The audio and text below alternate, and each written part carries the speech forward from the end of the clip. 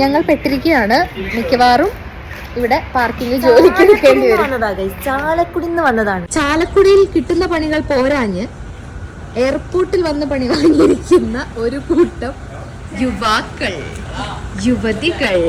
Hello guys. Hello, നമ്മളിപ്പോ എവിടെയുള്ളത്?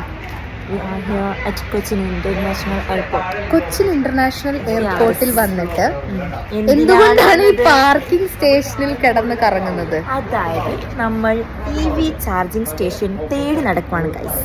ഇത്രയും വലിയ പാർക്കിംഗ് ഏരിയ ആയിട്ട് പോലും ഇവിടെ EV ചാർജിങ് സ്റ്റേഷൻ ഇല്ല ഗൈസ്. കാറിനുണ്ട്, കാരണമുണ്ട്, ബൈക്കിനില്ല. കാറിനുണ്ട്, ബൈക്കിനില്ല. അപ്പോൾ മാനേജറുടെ ശ്രദ്ധയിൽപ്പെടുത്തുന്നു.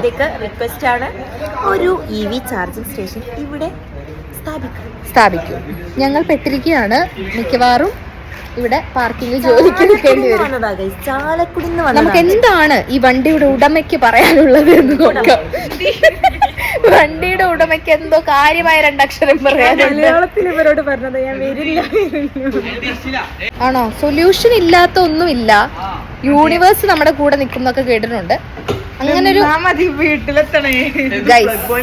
ഞങ്ങളുടെ കൂട്ടത്തിലുള്ള ഒരു ബുദ്ധിമാന്റെ ഐഡിയ ആയിരുന്നു എയർപോർട്ട് വരെ നമുക്ക് ഓടിച്ചു പോയി ചാർജ് എല്ലാം തീർത്തിട്ട് എയർപോർട്ടിൽ നിന്ന് കുത്തിവെക്കാം. എന്താണ് ബുദ്ധിമാന് രണ്ട് വാക്ക് പറയാനുള്ളത്? ഒന്നും പറയാനില്ല. ചട്ടിയും പിടിച്ച് നടക്കണ്ട. പറ ഇനിയിപ്പോ പറയേണ്ടതായിരുന്നു. പിന്നെ പോണ്ടേ, ചാലക്കുടി വരെ പോണ്ടേ? അത് പോകാനുള്ള ചാർജ് ഉണ്ട്. ഉറപ്പാണ്? ഉറപ്പാണ്. ശരിക്കും ഓരോ മണ്ടന്മാര്.